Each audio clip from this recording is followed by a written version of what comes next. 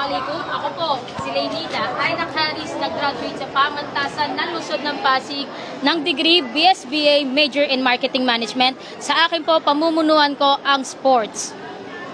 Ayan, sa mapagpalang araw po sa inyong lahat. Ako po si Bernard Maningding Jr. Ako po yung napagtapos ng pag-aaral sa pamantasan ng Lungsod ng Pasig sa kursong Bachelor of Science Information Technology. At ang pangahawakan ko po ay ang technological advancement sa aming barangay. Isang maaliwalas na umaga sa ating lahat. Ako po si Kit Gumban.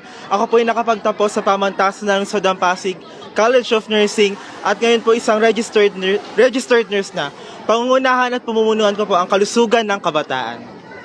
Ayan, isang magandang umaga po sa ating lahat. Ako po si Cor Locsin, graduate bilang cum laude sa Rizal Technological University, Bachelor of Secondary Education, Major in Social Studies. Magiging case sigurado ang inklusibong komunidad at pamamahala at magiging kasangga ni Teacher Casey pagdating sa sektor ng edukasyon.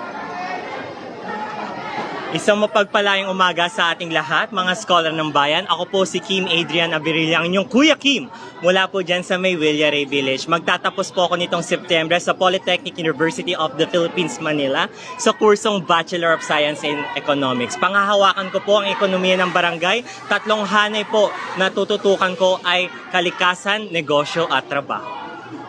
Casey, sa pagtakbo mo at ng grupo, ano ang gusto nating gawin sa ating barangay? Magmula pa man po nung nakapag-decide po kami na kami po ay tatakbo para sa Sangguniang Kabataan, isa lamang po ang aming mithiin ang magkaroon po ng pagbabago sa barangay Pinagbuhatan at patunayan po sa lahat ng pinagbuhatenyo na ang pinagbuhatan ay hindi pagmamay-ari ng iisang pamilya lamang. Ito po ay para sa lahat ng pinagbuhatenyo, mapakabataan man o kahit anumang edad. Ngayong tumatakbong mga 3-4 na sangguniang kabataan na grupo sa barangay Pinagbuhatan, ano kaya ang itinaangat ng grupo nyo o pinagkaiba ng grupo nyo sa kanila?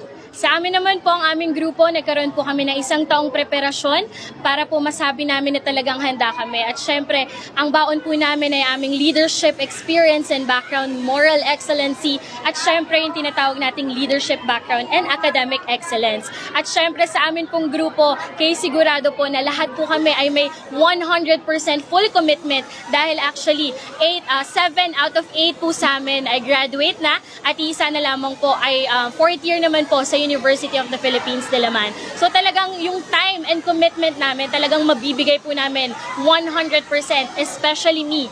Super ready na po ako and 100% ready para po magsilbi sa kabataan ng Pinagbuhatan. Ayan, message mo na sa mga kabataan ng ating barangay.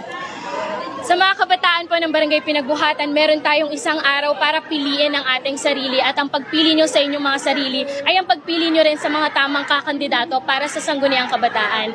Nawa tayo po ay maging liwanag sa dilim at syempre alamin po natin sa ating sarili, pakawalan sa ating mga isipan ang mga ideyang labag sa ating kalooban. Kaya naman, kabataan ng Pinagbuhatan, tayo naman! Maraming salamat po.